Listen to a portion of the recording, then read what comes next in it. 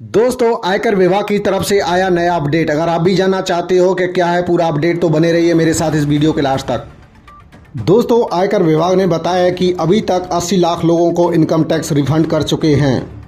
आप भी मेरी इस ट्रिक से अपना स्टेटस चेक कर सकते हैं कहां तक हुआ आपका प्रोसेस। इनकम टैक्स दाखिल करने की आखिरी तारीख 31 जुलाई 2023 रखी गई है। अब तक 4 करोड़ से भी ज़्यादा इनकम टैक्स दाखिल हो चुके हैं। अभी तक कई टैक्स पेयरों ने अपना रिटर्न दाखिल नहीं किया है। जिन लोगों ने पहले ही अपना ITR फाइल कर दिया है, इनकम टैक्स डिपार्टमेंट ने उन लोगों के बैंक अकाउंट में रिफंड वापस भेजना शुरू कर दिया है। आपको बता दें कि केंद्रीय प्रत्यक्ष कर बोर्ड यानी कि CBDT के चेयरमैन नितिन गुप्ता ने बताया कि अब तक लगभग 80 लाख करदाताओं को रिफंड जारी कर दिया गया है।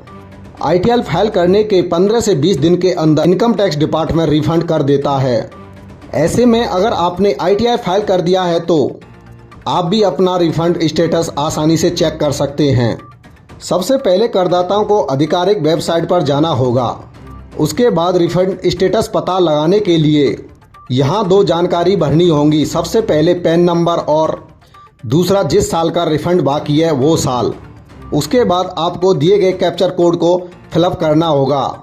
इसके बाद प्रोसेस पर क्लिक करते ही स्टेटस आपके सामने आ जाएगा। एक और जानकारी आपको बता देते हैं किन कारणों से आपका रिफंड नहीं आ रहा है। अगर आपका भी रिफंड नहीं आया है तो इसके कई कारण हो सकते हैं। आज हम आपको बता रहे हैं कि रिफंड देरी से आने के क्या कारण हो सकते हैं। बैंक अकाउंट की गलत जानकारी देना। हाल ही में कई बैंकों को दूसरे बैंकों में मर्ज कर दिया गया है। इन्हीं कारणों की वजह से बैंकों के IFSC कोड बदल दिए जाते हैं। अगर आपने इनकम टैक्स डिपार्टमेंट में अपने बैंक अकाउंट की जानकारी अपडेट नहीं की है तो आपका रिफंड अटक सकता है। आप घर बैठे ही incometax.government.in पर जाकर इसे अपडेट कर सकते हैं। बैंक अकाउंट का प्री वैलिडेट होना बेहद ही जरूरी है। बताया जा रहा है कि जिस बैंक खाते में इनकम टैक्स रिफंड आना है उस बैंक खाते की प्री वैलिडेट करा लें। इनकम टैक्स फाइल करने के बाद यदि आपका कोई रिफंड बनता है तो वह आपको इनकम टैक्स डिपार्टमेंट के सेंट्रलाइज्ड प्रोसेसिंग सेंटर यानी कि CPC के जरिए मिलता है।